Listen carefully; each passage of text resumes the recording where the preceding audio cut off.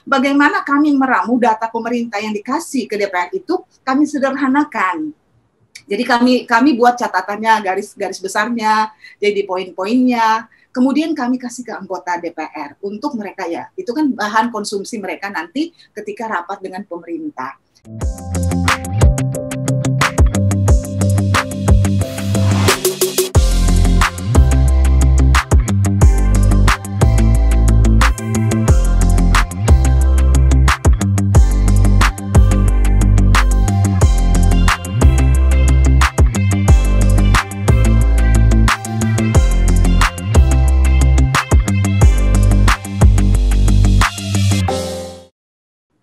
Oke, kalian semuanya senang bisa ada lagi di video terbaru kali ini.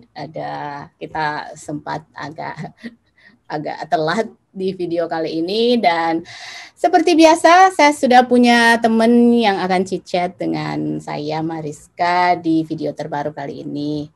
Dan sudah ada di sana, sudah tersambung Ibu, saya panggil Ibu atau Novita Umbo, tenaga ahli DPR RI. Ya, ini kalau yang di Sulawesi Utara pasti sudah mengenal sosok wanita tangguh yang punya pengalaman banyak dari masih muda berkarir. Selamat pagi di Jakarta. Work from home lagi. Iya, ini masih pandemi, jadi kita ini kerja dari rumah semua ya. Work from home.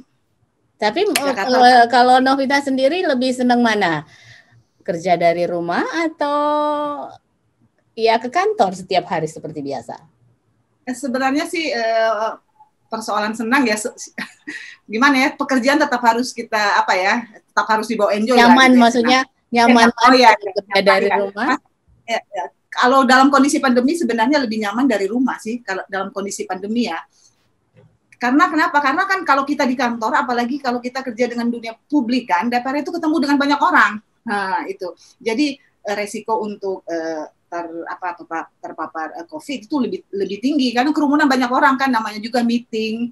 Ya kan, kerja di lembaga politik DPR itu kan dengan orang-orang yang macam-macam latar belakang, mulai namanya juga berinteraksi kan. Apalagi di ruangan rapat yang tertutup, AC-nya full AC gitu kan. Banyak kapasitas itu, jadi itu memang agak beresiko. Aja kan Jakarta. Tadi Novita bilang politik bergaul banyak ya karena ini pekerjaan ya, dan nama juga di DPR RI. Ada ndak pengalaman berkesan? Karena kan Novita itu tenaga ahli kan lebih ke hal-hal yang bisa dibilang profesional lah ya. Tapi kan profesional tapi di lingkungan orang-orang politik gitu. Hal yang berkesan, banyak. Atau ada yang mengganggu, ada yang suka kan ya sendiri cantik pintar gitu kan. Banyak sih suka duka bekerja di lembaga politik yang latar belakang di dalamnya bergaul atau berinteraksi dengan orang-orang, dengan para politisi ya. Mungkin ya kita sebutnya para politisi dari berbagai latar belakang, warna partai politik, latar belakang suku dan macam-macam gitu. Itu banyak suka dukanya. Tapi disinilah seninya, bagaimana kita bisa walaupun di lingkungan yang majemuk yang banyak itu kita bisa beradaptasi, dan ya selama ini fine-fine aja, tidak ada terjadi sesuatu yang bisa menimbulkan konflik atau ya orang Manado bilang tidak pernah mau baku salah dengan orang lah, seperti itu kan. Jadi ya bersyukurlah bisa bergaul. Tapi itu enak, makin banyak mengenal teman, makin banyak mengenal orang dengan latar belakang karakter yang berbeda, itu hal yang sangat menyenangkan gitu. Kalau bagi saya sih ada nggak ya khusus ya tips yang Novita bisa bagikan, misalkan kan orang politik itu kan susah ditebak ya, maksudnya bahasanya Novita pasti lebih paham kali ya. Mereka kan ya bisa dibilang mereka sangat sangat mudah beradaptasi, komunikatif, banyak sekali itu. Tapi kan di sisi lain juga secara politik kan harus hati-hati juga bicara, karena kan kayak seperti katanya saya dengar ada yang bilang, contoh kecil, kalau orang Jawa berpolitik mereka suka menggunakan simbol untuk menyatakan sesuatu. Itu Novita melihat itu enggak di keseharian? Ya, kalau sudah bergaul dengan orang partai politik, dengan politisi itu ya pasti kita harus pintar-pintar membawa diri gitu. Bisa menempatkan diri lah posisi kita. Kalau posisi kita bukan sebagai sesama politisi, maksudnya saya kan itu maksud saya itu. Sebagai posisinya sama politisi enggak. Saya sebagai pekerja profesional yang walaupun saya punya latar belakang politik ya. Saya punya latar belakang politik, tetapi saya bekerja untuk melayani untuk semua warna partai politik. Artinya saya berbicara dalam kapasitas saya sebagai tenaga ahli lembaga DPR. Jadi DPR-nya maksudnya, jadi institusi DPR. Jadi fungsi saya itu saya harus benar-benar menjalankan dengan baik. Persoalan warna partai politik itu saya kalau misalnya terjadi yang seperti banyak kan contoh-contoh, saya tidak akan masuk dalam friksi misalnya terjadi perbedaan pandangan politik, saya nggak akan masuk di ruang itu. Biarlah mereka yang para politisi yang akan menjadi bagian daripada mereka. Kalau saya bergaul dalam konteks ya dalam konteks pekerjaan, apa yang dibutuhkan oleh para politisi itu ya kita siapkan maksudnya. Kalau misalnya begini, Mbak, tolong dong buat catatan tentang ini, Mbak, cari data tentang ini, Mbak, misalnya gitu. Saya melayani aja, ada anggota DPR yang misalnya membutuhkan hal yang seperti itu. Walaupun dia mungkin warna partai politiknya, latar belakangnya berbeda dengan misalnya saya, ataupun dengan yang lain, dan dengan macam-macam saya tetap welcome dalam konteks pekerjaan pokok atau utama saya sebagai tenaga ahli di lembaga DPR. Jadi memang menjalankan fungsi melihat institusi DPR-nya, bukan sebagai politisi yang berasal dari misalnya fraksi partai apa gitu, enggak. Seperti itu dalam konteks, kalau saya dalam konteks pergaulan ya di lingkungan pekerjaan. Jadi istilahnya bahasa sederhananya mereka semua tuh adalah teman saya gitu. Adalah teman dalam konteks pekerjaan sebagai supporting system. Kalau kami itu istilahnya supporting system lembaga DPR. Jadi membantu untuk mempermudah kerja-kerja para politisi ini, para anggota DPR dalam hal menjalankan tugas mereka. Oh gitu. Seperti apa itu kalau bisa digambarkan? Ya. Pekerjaannya seperti apa? Contohnya. Karena kan yang awam pasti nggak tahu.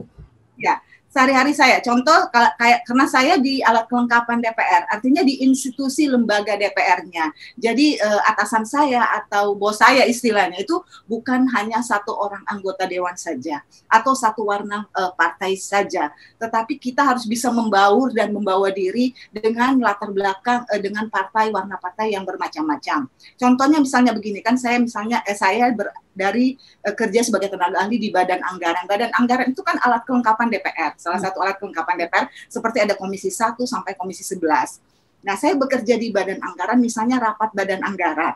Nah, ketika rapat Badan Anggaran, kami mengikuti rapat, menyiapkan bahan-bahan apa yang sudah diberikan oleh pemerintah untuk kami kaji dan kami analisa.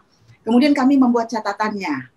Kami membuat catatannya, poin-poin garis besarnya, lebih disederhanakan lagi itu kan. Para politisi nggak mungkin membaca bahan, apalagi contoh kayak di Banggar itu pembahasan APBN kan. Waduh, buku nota keuangannya, rencana kerja pemerintah itu tebalnya gini, ratusan halaman itu kan. Bagaimana kami meramu data pemerintah yang dikasih ke DPR itu, kami sederhanakan. Jadi kami buat catatannya, garis besarnya, jadi poin-poinnya. Kemudian kami kasih ke anggota DPR untuk mereka ya, itu kan bahan konsumsi mereka nanti ketika rapat dengan pemerintah. Itu berarti kan, itu berarti you spend a lot of time reading, kan berarti Novita mesti baca dulu kan yang buku setebal ini. Ya, kerja kami membaca dan menulis. Jadi mentransfer apa yang disampaikan oleh pemerintah dan membuatnya lebih sederhana dan lebih efektif. Oh my God. Kami juga membuat catatan notulen, resume gitu, poin-poin. Nanti kalau ada yang ditanya oleh DPR, misalnya dia tanya ini apa ya? Ini di undang-undang apa? Misalnya pasal berapa? Misalnya contoh kan dasar hukumnya apa ya? Tolong dicari undang-undang ini misalnya. Misalnya kalau begini DPR itu harus punya cantolan hukumnya, karena kebetulan saya background-nya hukum, saya lebih condong kerja untuk bidang hukum. Contoh misalnya ketika pembahasan undang-undang ini apakah misalnya undang-undang APBN misalnya ada Perpu keluar, apakah itu tidak bertentangan misalnya. Itu kajian secara hukum tata negara. Harus bikin resume rapat atau contoh pekerjaan misalnya lebih konkret, misalnya rapat seperti sekarang lagi pembahasan di DPR, kami membuat resume, kami membuat catatan rapat. Selama rapat kan anggota DPR kerjanya bicara, ngomong aja ya. Jadi kami mencatat apa yang ditanyakan oleh anggota DPR kepada pemerintah, jawaban pemerintah juga harus kami catat. seperti itu. Baru kami ya setelah buat catatan dan semua itu sebagai bahan laporan. Jadi setiap rapat itu didokumentasikan. Jadi bukan hanya apa ya. Jadi secara administrasi kami membuat catatan laporan secara tertulis seperti itu. Yang seperti tadi saya bilang, berarti Novita kan sebenarnya paham betul karakter para politisi ya. Tanpa ya, tidak perlu berkomentar tapi tahu yang ini begini, yang ini begini. Kami maksudnya mungkin gini, Mbak Mariska, mungkin begini, misalnya di DPR itu dinamika apalagi di dalam ruangan rapat. Orang kan melihat DPR itu lembaga politik yang di dalamnya itu pertempuran kekuasaan ya. Artinya dengan warna partai politik. Coba kalau apa memang seperti itu kah yang dilihat orang? Ya, memang kondisinya seperti itu dalam konteks perdebatan opini misalnya, pendapat itu hal biasa sebenarnya perdebatan opini. Tapi setelah itu berteman, ketawa-ketawa aja setelah selesai rapat, ketawa aja mereka teman sangat cair, bukan kelihatan musuh misalnya berbeda gitu ya. Tetapi persahabatan itu tetap, saya melihat itu ada fenomena yang menarik ya. Orang pikir mereka musuhan ya, mereka kayak gimana, padahal enggak, cuma misalnya hanya dalam konteks perdebatan opini aja, tapi setelah itu ya biasa-biasa aja sih. Artinya ya komunikasi lah seperti biasa lah, nggak kayak anak-anak gitu ya, kayak marah udah beda gitu, udah nggak mau itu ya, enggak seperti itu kan. Ini politik sangat cair gitu, sangat dan fleksibel juga sebenarnya. Jadi sebenarnya kalau dilihat, karena mungkin ya Novita punya latar belakang ya juga politik, jadi mungkin nggak ada masalah dengan pergaulan atau itu juga salah satu poin penting apa Mbak Larissa, benar. Kalau kita bekerja di lembaga politik, kita juga harus punya background politik. Idealnya seperti itu. Kenapa? Supaya kita artinya nggak kaku lah. Artinya karena kita bekerja di sini bukan seperti kita bekerja di institusi birokrasi misalnya, atau di lembaga-lembaga yudisial misalnya gitu ya. Tidak, kita bekerja di lembaga politik, kita harus juga tahu background politiknya, dan kita harus tahu atmosfer politik itu seperti apa. Kalau kita nggak tahu, kita akan sulit untuk beradaptasi. Itu yang menjadi sebenarnya salah satu inti. Walaupun memang tenaga ahli disebutan kan tenaga ahli ya. Jadi orang pemahaman staf ahli pasti orang yang dianggap dalam tanda kutip ahli ya. Artinya secara akademik dia memenuhi standar kualifikasi tertentu pendidikan dan tapi itu yang jangan dilupa, harus juga punya background politik kalau menurut saya idealnya, supaya ketika dia bekerja dia akan bisa benar-benar bisa memahami bahwa di sini kan bukan hanya nilai akademik atau sainsnya yang kita butuhkan ya, tetapi juga harus tahu politik dalam konteks ya seperti yang tadi saya katakan, bahwa bagaimana dinamika perbedaan pendapat dan pandangan itu, bagaimana kita hadir di tengah-tengah mereka, misalnya kan memberikan solusi, bukan menjadi bukan menjadi sumber problem, tapi bagaimana kita bisa memberikan solusi seperti itu dan bisa menyejukkan juga Mbak. Artinya itu kan kita politisi loh Mbak. Kita kan setiap kali mereka hearing ya bahasanya, hearing atau misalkan punya ada rapat apa gitu ya, komisi atau gimana, itu kan Novita dan tim selalu ada. Itu apakah semua politisi atau semua anggota dewan menurut Novita, yang Novita lihat tuh, apakah mereka memang benar-benar sangat menguasai apa yang misalkan di Komisi A, apakah benar-benar yang di Komisi A itu benar-benar orang yang sangat menguasai bidangnya, atau adakah hal-hal yang ini menurut Novita ya kayaknya nggak nyambung atau apa, tapi kan Novita nggak bisa berkomentar ya, cuma bisa dengar atau apa, atau ada nggak yang menurut Novita yang si A, ini beneran, ini benar-benar capable, kalau yang ini kayaknya kurang, itu ada nggak seperti itu?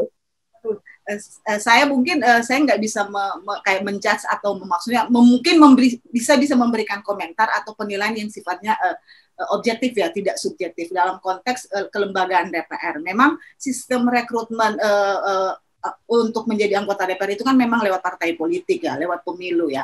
Jadi kembali ke masyarakat, kepada rakyat untuk memilih wakil rakyatnya. Ya, pengalaman saya selama saya mengikuti rapat-rapat di DPR, bergaul dengan para politisi, proses di dalam DPR itu sendiri saya ikuti, saya melihat memang kembali lagi yang Tapi sudah bukan apa ya istilahnya rahasia umum ya. Kadang-kadang memang ada juga 1-2 ya mungkin, tapi tidak semua. Saya katakan tidak semua.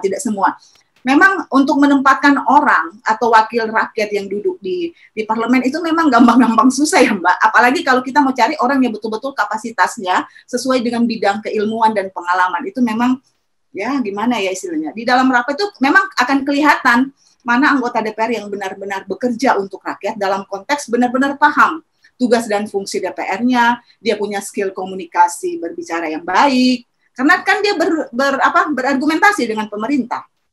Dia menjadi penyambung lidah rakyat, menyampaikan aspirasi. Kalau anggota DPR komunikasinya mohon maaf kurang, ya pasti penyampaiannya pasti akan ya seperti apa ya?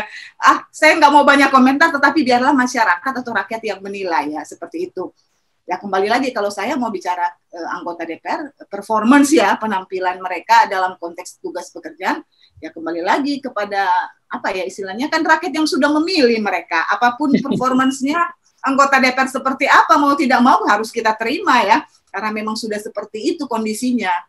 Walaupun memang kita akui bahwa tidak semua anggota DPR yang dipilih oleh rakyat melalui pemilu langsung seperti ini, benar-benar harapannya adalah yang ideal gitu ya, yang 100% ideal. Kita udah tahu lah, media juga udah banyak mengulas itu ya, Mbak Mariska. Tapi kembali lagi, tetap ya kalau saya nggak bisa komentar banyak, tapi memang ada yang bagus, ada juga yang ya maklum lah seperti itulah. Bukan bilang nggak punya kemampuan, tapi memang talenta untuk menjadi seorang anggota parlemen itu memang tidak mudah ya istilahnya, yang benar-benar kompeten lah gitu, yang punya kapasitas ya. Bukan hanya persoalan ilmu, sains, penguasaan materi, tetapi juga skill-skill yang lain juga perlu.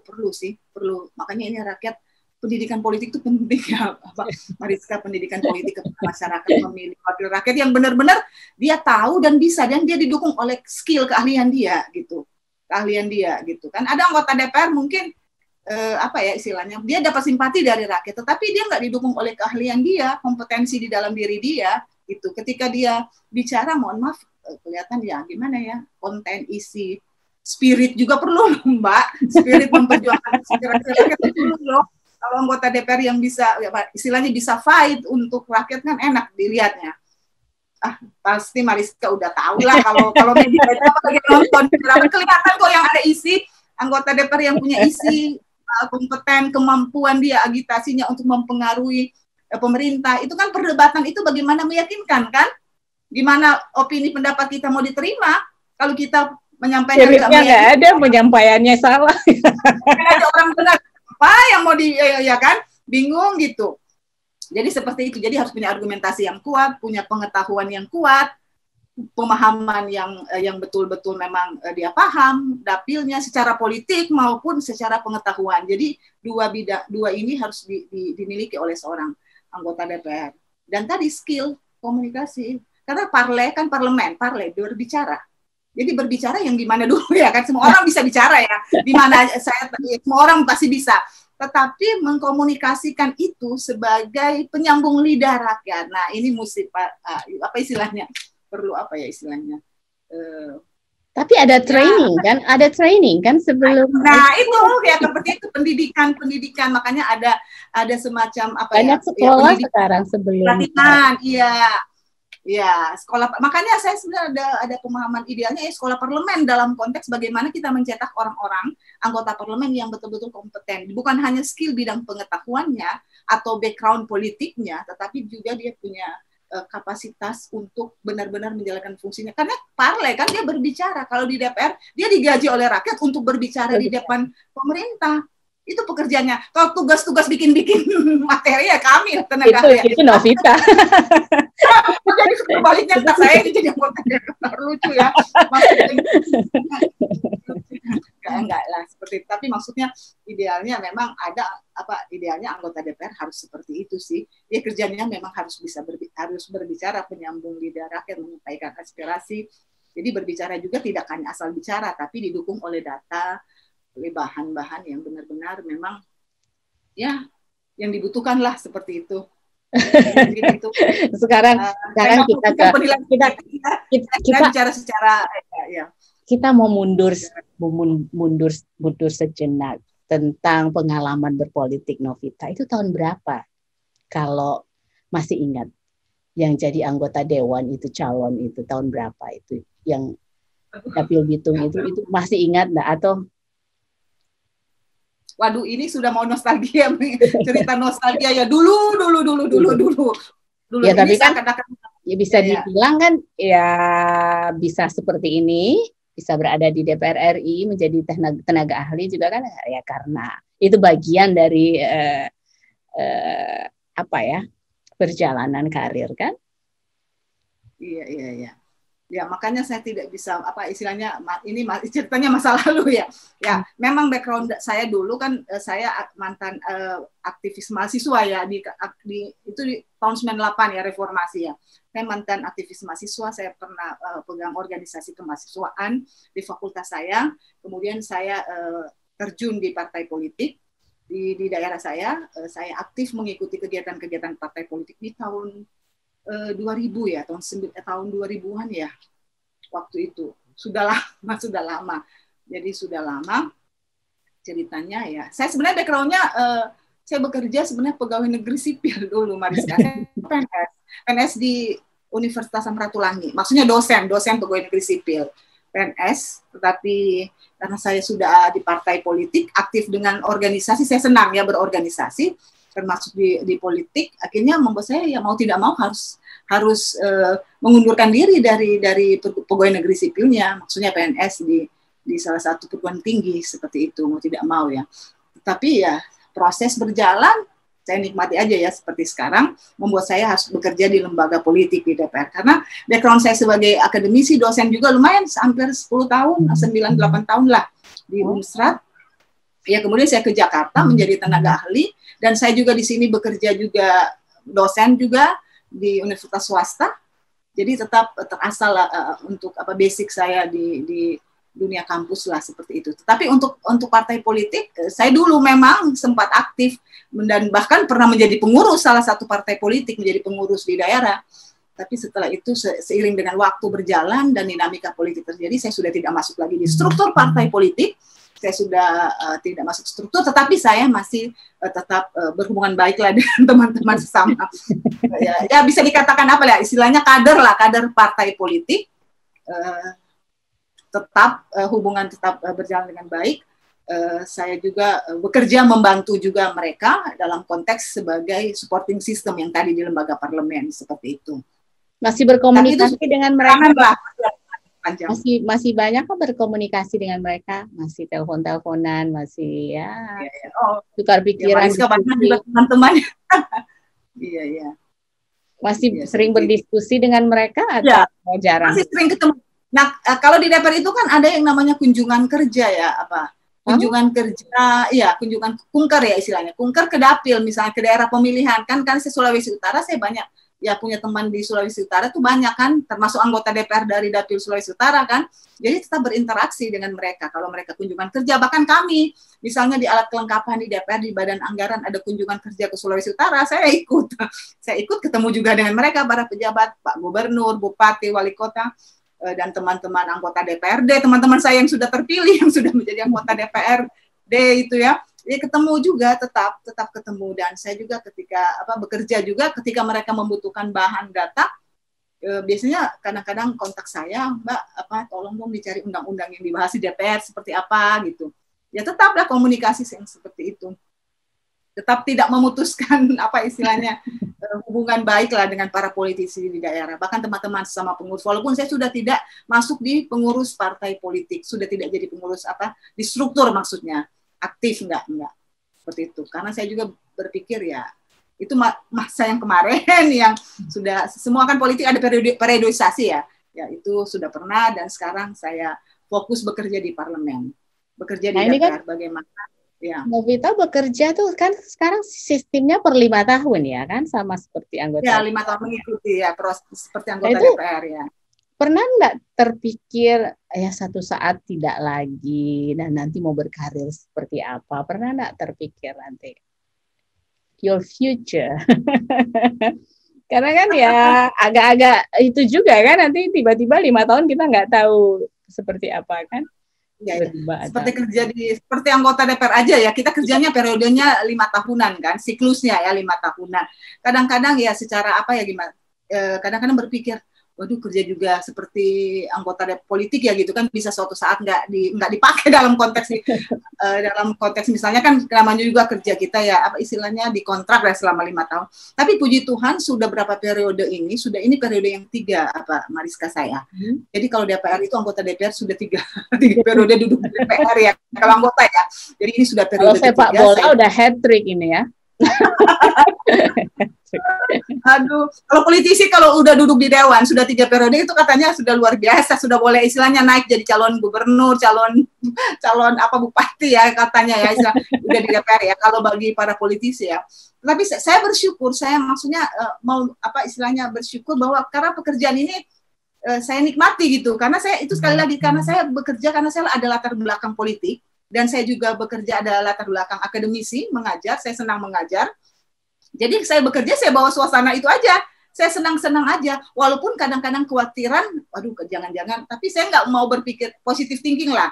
Selama kita bekerja dengan baik, selama kita bekerja dengan performance yang artinya tidak merusak citra lembaga DPR, bekerja sesuai dengan aturan yang berlaku, saya rasa aman-aman aja. Saya merasa saya nikmati aja gitu. Sampai kalau kita Mbak mengikuti pensiunan pegawai negeri kerja kita mengikuti itu Mbak. Jadi sampai umur berapa ya PNS di sini 58 ya.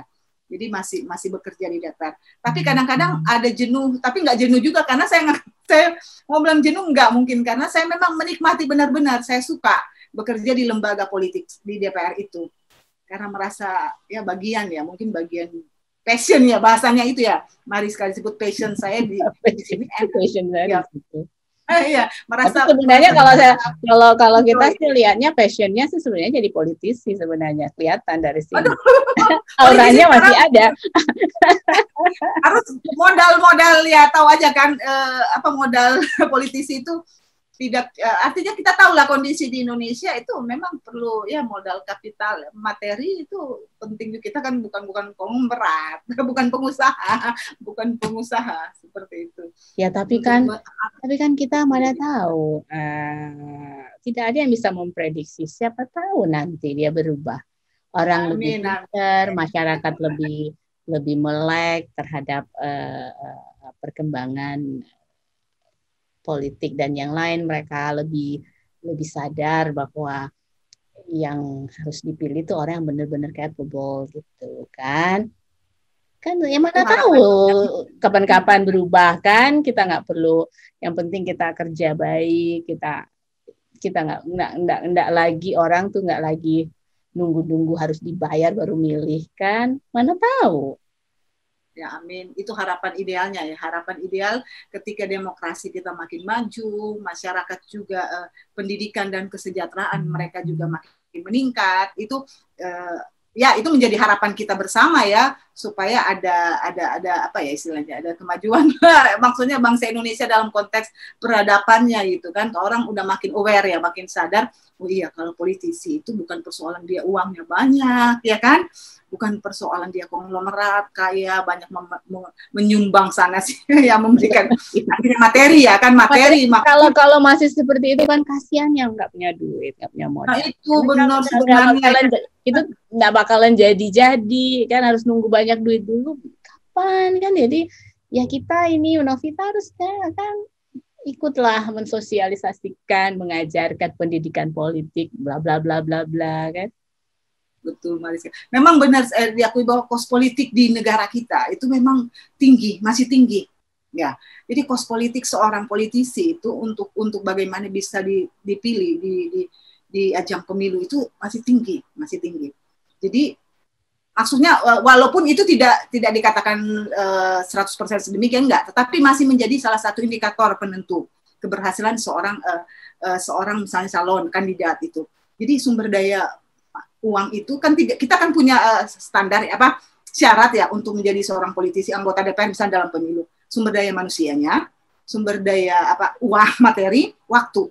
Nah, bagaimana memanage 3 sumber daya ini? Nah, itu memang uang bukan segalanya, benar bahwa uang bukan segalanya, dia juga harus ditunjang oleh kemampuan dirinya, bagaimana memanage dirinya, membangun relasi, hubungan dengan orang lain, dengan konstituennya.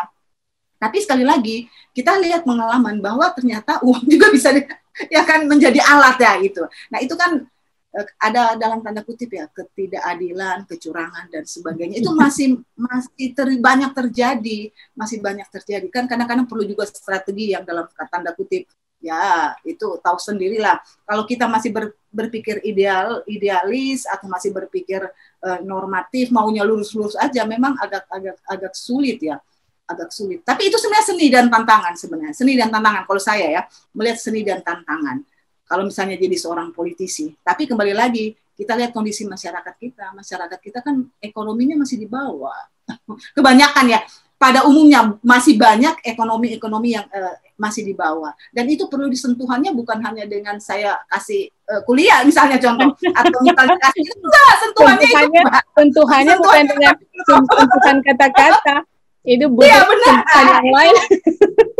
Tentunya bukan dengan kata-kata, tapi ini. Nah itu seperti itu. Jadi memang itu realitas sih. Kita tidak bisa menafikan, ya tidak bisa menafikan. Jadi memang idealnya juga harus punya modal kapasitas secara ekonomi juga kita harus cukup. Artinya punyalah. Tapi bukan money politik lah. Saya tidak setuju kalau money politik loh. Itu dibedakan. Nah itu sebenarnya tugas kita gitu untuk memberikan pemahaman. Semua pasti politisi harus punya modal kapital dong, harus punya modal uang. Nggak mungkin dia turun ke dapilnya atau ke konstituen kalau dia tidak didukung oleh faktor materi ya. Artinya nggak mungkin saya naik mobil saya nggak diisi bensin kan, nggak mungkin. Saya misalnya itu kan perlu, itu cost biaya politik istilahnya. Tapi memang harus punya modal cost politik.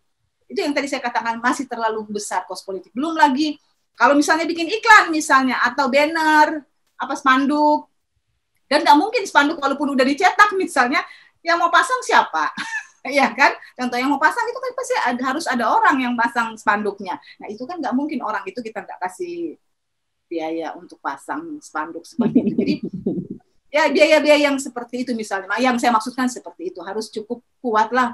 Apalagi kalau misalnya daerah pemilihannya yang besar, ya itu pasti harus didukung oleh dana yang tidak sedikit seperti itu. Tapi sekali lagi bukan menghalalkan segala cara dalam arti uang dijadikan alat. Nah itu kalau itu saya tidak setuju. Perlu modal ekonomi, modal ya kemampuan, modal waktu, tenaga dan semuanya. Tapi sekali lagi bukan. Cuma selama ini kan kita lihat masih banyak kekuatan ekonomi ya. Itu dijadikan alat, dan dengan uang katanya bisa diatur lah segalanya, istilahnya bisa bagaimana orang bisa suka sama dia, itu kan membayar ya tahu aja sendiri, saya nggak akan menyebutkan, tapi ada kan begitu, dia membayar orang yang bisa membuat dia bagaimana citranya di depan masyarakat, supaya masyarakat jadi suka sama dia, itu kan kerja butuh ya tahu lah Mariska, orang profesional kan bayar gitu. Saya jadi speechless, jadi itu jadi tidak bisa berkata-kata, takut saya yang salah ngomong, jadi ya, biarlah waktu yang menjawab semuanya ya, biar mudah-mudahan kita mau berharap itu semua berjalan seperti yang kita harapkan, yang kita bicarakan, supaya orang-orang lebih paham ya, lebih pintar memilih siapa yang akan menjadi wakil rakyatnya. Kita kok jadi kayak padahal ini udah bukan waktunya pilkada ya. Iya, tapi sebenarnya enggak, seiring dengan waktu saya sebenarnya ini saya bicara dari sisi misalnya pengalaman pribadi saya tuh bersyukur bekerja sebagai tenaga ahli di parlemen ya. Kenapa? Karena saya di situ mendapatkan banyak hal-hal yang baru bagi saya dalam konteks bahwa lingkungan ya kan, apalagi di lembaga tinggi negara loh ini loh Mariska, bukan tingkat desa, kelurahan atau kabupaten kota, bukan, tetapi di tingkat nasional negara. Kita apalagi bahas tentang APBN, waduh nasib 260 juta penduduk Indonesia itu ada di tangan para wakil rakyat, dan nasib bangsa Indonesia mau jadi seperti apa ada di sini di DPR ya, di Senayan maksud saya. Jadi sebenarnya saya nikmati aja, bersyukur walaupun saya tidak menjadi politisi langsung, istilahnya eksekutor yang bisa mengetuk dan memutuskan. Kami di belakang layar. Tetapi minimal atmosfer lingkungan di dalamnya kita menikmatinya loh, Mariska. Saya menikmatinya, saya enjoy, saya berada di lingkungan para wakil rakyat yang akan memutuskan nasib bangsa Indonesia ini mau dibawa kemana gitu kan, republik ini mau jadi seperti apa misalnya. Saya berada sebagai bagian, walaupun saya tidak bisa ketuk palu dan tidak bisa berbicara untuk mengambil keputusan, tetapi ketika kami berada di belakang layar dalam konteks mengikuti prosesnya di dalam situ, saya bersyukur, senang juga, senang. Selain karena ide-ide pemikiran, kan kadang-kadang ada anggota dewan ya, mungkin tadi pertanyaan ya Marisa, ada yang minta tolong Mbak, tolong dibuat catatan tentang misalnya ketika membahas ini gitu. Kadang-kadang saya selipkan, misalnya ide pemikiran saya misalnya, ini saya pertanyakan, nah, itu masuk juga, mau anggota DPR dia mau ngomong apa enggak, dia mau baca atau dia mau itu terserah, ya kan, terserah yang bersangkutan. Itu boleh ya, boleh ya. Ya, kadang ada anggota DPR dia minta tolong kayak kita, Mbak tolong dong dibuatkan pertanyaan, nah gitu kan. Ada anggota DPR yang seperti itu, dia butuh ya kayak kita tugas tenaga ahli. Tolong dong apa kira-kira yang bagus untuk menjadi bahan pertanyaan atau bahan data ini apa yang itu yang harus kami sampaikan misalnya. Walaupun tidak 100% apa yang kami sampaikan dia terima, maksudnya dia ikuti, tapi minimal itu ada yang menjadi bahan-bahan yang disampaikan kepada pemerintah. Nah itu enaknya juga seperti itu, walaupun kami di belakang ya Mbak, istilahnya belakang layar, saya menikmati juga, saya menikmati, enjoy aja, bersyukurlah. Makanya saya bilang tanpa saya harus menjadi anggota DPR, memang cuma bedanya kami nggak bisa mengeksekusi ya istilahnya, tapi kami di belakang mengikuti rapat-rapat dinamikanya, kami jadi tahu, jadi paham. Oh gini, oh pandangan pemerintah gini, anggota DPR fraksi A, fraksi B punya pendapat begini, fraksi A punya pandangan ini, fraksi B pandangannya ini, fraksi C seperti ini. Ya itu kan menjadi bahan bagi kita sebagai pengamat, sebagai politisi juga bisa mengkritisi saya posisinya. Saya bisa mengkritisi fraksi A loh. Fraksi A menyampaikan ini, fraksi B menyampaikan ini. Nah, itu kan diadu argumentasinya, tapi secara ilmiah yang bisa dipertanggungjawabkan. Persoalan keputusan politik ya serahkan kepada para politisi gitu kan. Itu seninya, fakta kita udah sampaikan. Kita bebas mau mengkritik dalam tanda kutip ya, bebas, nggak ada yang mau PAB, maksudnya nggak ada yang mau itu ya. Kita kan menyampaikan ide secara ilmiah ya. Persoalan suka dan tidak suka memang misalnya itulah fakta, yang harus kami sampaikan. Nanti para politisi lah yang meramunya ya kan, seperti itu. Jadi enak juga sebenarnya, tapi sebenarnya benar enak juga langsung jadi pemain ya Mariska. Maksudnya berada di dalam itu karena tantangan. Saya cuma melihat auranya, saya melihat spirit itu masih ada. Maaf kalau saya salah. Oke. Tadi kan bilang sangat enjoy, sangat menikmati. Ini saking terlalu menikmati sampai sekarang masih sendiri mungkin. Wah, ini yang susah juga. Atau ada tapi nggak mau dipublish atau apa karena terlalu private atau itu privacy kan nggak boleh ada itu atau memang belum ketemu yang pas kah? Nah itu mungkin yang terakhir tuh Mariska. Atau gini kali karena terlalu perfeksionis mungkin perfeksionis. Bukan dalam konteks mencari yang perfeksionis yang terbaik yang gini-gini, bukan. Ini kan persoalan apa hati Cile, persoalan yang sophisticated tapi tidak ada yang mau saling mengerti kayak kita kan susah juga ya apa Mariska ya cari apa sebenarnya tipe yang bagaimana sebenarnya yang idealnya untuk menurut Novita tuh tipenya seperti apa? Barangkali kan video ini tayang ada yang dengar langsung dari itu kan, oh ternyata dia maunya seperti ini tipe aja. Mungkin ada yang suka tapi sungkan saking wow lihat tenaga ahli DPR RI kan ya kadang-kadang kan suka begitu kan. Ada pria yang merasa kayaknya terlalu itu kan. Kadang sambil cari jodoh. Waduh, kadang malu sama umur ya, udah merasa apa ya? Kadang malu loh, Mariska ini tipenya tuh tipikal yang seperti apa sebenarnya yang ya kalau yang ya, namanya juga kita mencari yang bukan persoalan yang paling itu enggak. Artinya yang bisa kan saya bekerja di dunia publik ya. Saya senang kayak di DPR itu kan ketemu dengan banyak orang. Nah, harus dapat ya yang bisa mengerti lah. Kan enggak semua mohon maaf ya laki-laki itu bisa menerima perempuan yang bekerja di dunia publik, apalagi di bergaul dengan orang-orang dengan politik ya, partai politik. Dia harus paham gitu kan. Saya ketemu dengan banyak orang, termasuk dengan lawan jenis yang macam-macam seperti itu. Jadi ya jangan kaku lah, jangan ada kan tipe laki-laki yang tidak mau, maksudnya proteknya apa istilahnya? Istilahnya apa ya istilahnya itu ya? Mariska, cowok yang nggak suka yang cemburu ya, posesif gitu. Posesif. Nah seperti itu. Kalau saya ketemu, saya meeting dengan orang, misalnya kan, meeting dengan orang, ketemu dengan si A, si B, dengan apalagi kalangan-kalangan pejabat misalnya seperti itu, atau pengusaha dan sebagainya, dengan orang macam-macam. Nah itu harus bisa apa ya, gimana ya? Bisa menerima lah, maksudnya bisa paham lah itu kan, ketemu dengan bergaul lah dengan banyak orang, jadi harus dapat cowok yang bisa mengerti gitu. Tapi intinya ya sulit ya mendapat apa ya laki-laki apa ya, cowok yang bisa mengerti aktivitas kita lah seperti itu. Yang saya dengar tuh ada tuh satu, saya nggak mau nyebutin nama, tapi ketika saya di Manado ada salah satu nama yang katanya gaung-gaung lagi deket dengan, saya tidak tahu, ini kan 2018 tuh, tapi mungkin nggak jadi kali ya, karena udah 2021 saya tidak pernah lihat jalan bersama, jadi berarti mungkin salah, apakah gosip atau apa, saya maaf, itu cuma saya dengar dari beberapa teman yang bilang. Oh gitu ya, namanya juga kita kan bergaul ya, kita nggak menutup diri, maksudnya bergaul ya, berteman nggak apa-apa ya kan persoalan jodoh, kembali lagi kalau memang Tuhan akan mempertemukan ya pasti akan dimudahkan kan, akan dimudahkan, tapi kalau nggak berjodoh ya nggak. Tapi ini ada yang lagi jalan bareng, ada teman, maksudnya teman, tapi kalau bilang serius, saya tidak mau terlalu apa ya istilahnya serius banget gitu, apa terlalu itu enggak, menjalani aja, tetap bergaul, berteman dengan siapa saja, dalam arti ya positif ya, dalam arti pergaulan yang baik lah seperti itu. Tapi kalau memang ya sekali lagi kalau memang berjodoh, mengapa tidak ya gitu kan? Bukan berarti saya sudah menutup pergaulan loh, enggak apa-apa, berteman aja kalau memang jodoh jadi, kalau enggak ya enggak apa-apa. Tidak harus memaksakan kehendak, apalagi sampai jadi apa istilahnya stres gitu, enggak lah, enggak.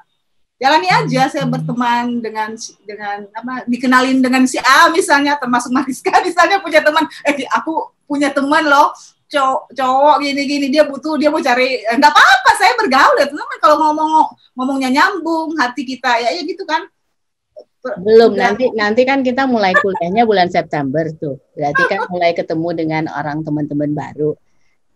Nanti kalau ada saya tahu.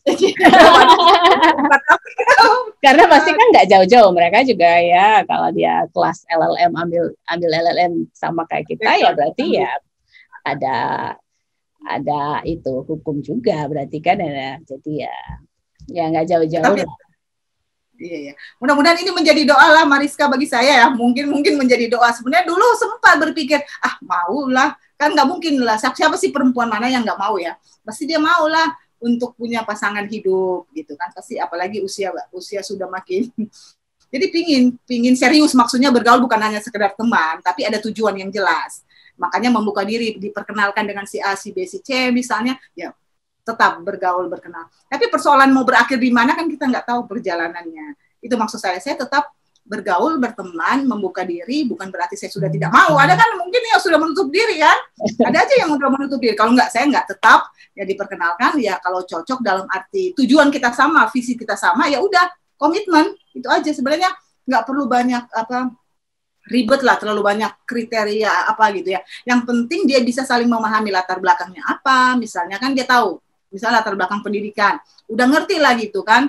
Tidak harus misal pendidikan tinggi, enggak, bukan begitu, tapi bisa menyeimbangkan, keseimbangan itu perlu. Karena kalau nggak ada keseimbangan juga kan ya, gimana ya, persoalan lebih enggak, seimbang lah minimal bagi saya sih, idealnya seperti itulah ideal. Komunikasinya dengan saya nyambung gitu kan, dia bisa saling memahami lingkungan saya, latar belakang saya juga memahami latar belakang dia. Kalau saya nggak bisa memahami juga, kan sulit kan, membangun komunikasi yang baik seperti itu. Dan harus saling support. Yang paling penting saling support satu dengan yang lain dan saling percaya. Itu susah dapat orang yang seperti itu ya. Saya bantu doa dan saya bantu nyari ya. Yang tulus, dan itu lah, ya benar, bantu doa. Dan cari orang yang benar tulus, memang tulus itu kan susah juga ya. Apalagi kita bekerja yang sayang sama kita gitu kan. Iya betul, sebagai perempuan kita berharap begitu ya. Mariska juga kan ya berharap juga sama-sama mau nggak ada perempuan pasti mau yang menyayangi dia lah, yang mencintai dia apa adanya. Wah, kayak lagu ya. Oke. Kita punya pertanyaan terakhir, Novita. Saya senang sekali bisa cicat dengan Novita. Tapi saya ada tugas yang lain, saya harus bikin PR. Satu pertanyaan terakhir untuk Novita. Jika seandainya nanti pada pemilihan berikutnya ada election lagi nanti, Novita pada posisi udah punya duit, mapan, mau nggak mencalonkan diri lagi? Di situasi beda. Lebih milih mana? Mau tetap di DPR RI atau jadi pemain gitu? Waduh, ini pertanyaan yang paling apa ya? Ketika mapan, di saat itu mapan, udah ya punya cukup lah untuk cost politiknya itu ada lah gitu. Waduh, gimana ya? Kalau saya pribadi terus terang kerinduan untuk seperti yang tadi disampaikan, pasti setiap orang yang sudah pernah terjun ya, saya kan pernah sudah beberapa kali dan bergaul juga di komunitas itu, pasti ada keinginan ya. Terus dari hati, saya nggak bisa menafikan itu, pasti ada keinginan setiap orang yang sudah bekerja di situ dan bergaul dari istilahnya saya kan ya latar belakang saya di salah satu partai politik, pasti ada keinginan ya, pasti ada keinginan. Tetapi saya orangnya tidak pernah mau memaksakan keinginan. Bukan artinya apa ya? Saya realistis bahasanya ya, realistis. Jika dipercayakan, jika diberikan kesempatan, ya kan, dan didukung. Saya juga harus orang yang tahu diri dan sadar diri, gitu ya. Maksudnya saya tipe orang yang gitu. Ada orang yang nggak mau tahu ya. Dia masa bodoh, yang penting saya mencapai tujuan saya sebenarnya. Ya.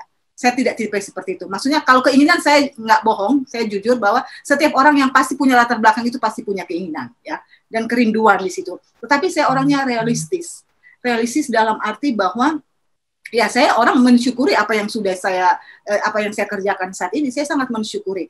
Dan kalaupun saya sebagai misalnya kader partai dan saya diberikan amanah dan kepercayaan untuk itu, dan saya juga sadar diri dan tahu diri saya didukung dengan segala tadi syarat-syarat tadi, bukan hanya persoalan syarat misalnya kapasitas diri, kompetensi, bidang keilmuan, pengalaman, tapi juga didukung oleh kos politik yang cukup untuk saya bersedia, jujur saya bersedia kalau didukung dengan, tapi kalau enggak saya realistis. Saya bekerja dengan sekarang menjadi tenaga ahli bagi saya sudah sangat syukuri. Saya sangat menikmati dan syukuri. Itu aja mungkin Mariska yang bisa saya katakan. Saya sudah bersyukur menjadi tenaga ahli. Saya tetap bekerja di lingkungan politik, tetap bekerja di DPR walaupun bukan anggota DPR, tapi saya bagian dari DPR karena kami turut membantu dalam arti supporting system bagaimana citra DPR, bagaimana kerja DPR itu makin lebih baik di mata publik.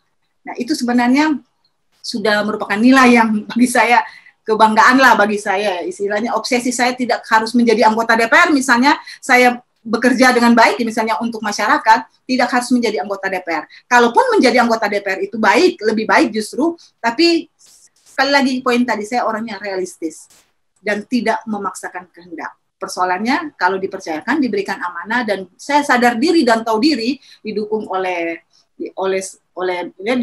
partai politik, didukung oleh rakyat, didukung oleh waktu, tenaga, uang, dan sebagainya, saya siap bertarung lah, seperti itu. Tapi kalau enggak, saya ada di belakang layar yang saya sangat nikmati, saya enjoy sekali, saya enjoy gitu. Jadi segala sesuatu itu kita syukuri, untuk menjadi orang yang sukses, untuk menjadi orang yang artinya menyampaikan apa istilahnya, tidak harus kok menjadi anggota DPR, menjadi dosen yang baik, mengajar yang baik, menjadi tenaga ahli, bekerja membantu para anggota DPR juga, itu hal yang menyenangkan, baik.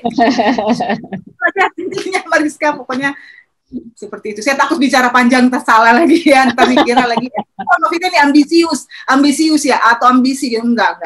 Saya mensyukuri pekerjaan saya menikmati. Itu aja.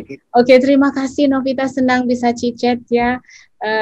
Terima kasih atas waktunya, I really appreciate it. Semoga semua bisa berjalan lancar, apa yang diinginkan, apa yang dicita-citakan, apa yang dikerjakan saat ini ya dinikmati ya dengan rasa syukur ya, dan semoga cepat dapat jodoh.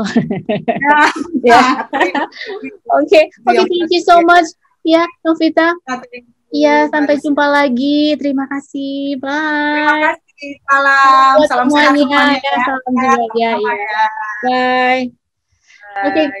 Oke, kalian semuanya, itu dia tadi Cicit Mariska bersama Novita Umbo, tenaga ahli DPR RI, dan seperti biasa di akhir video ada tips dari Marty Lyons. Ini dia. Hello and welcome back to another tip from Marty.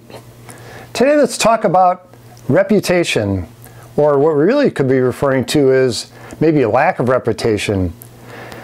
When we meet other people, frequently we try and find out something about them, and often from other people, especially if you're going to hire someone in a professional capacity to do something for you, whether it's going to a dentist or a doctor or an attorney or a public official or an accountant or something like that.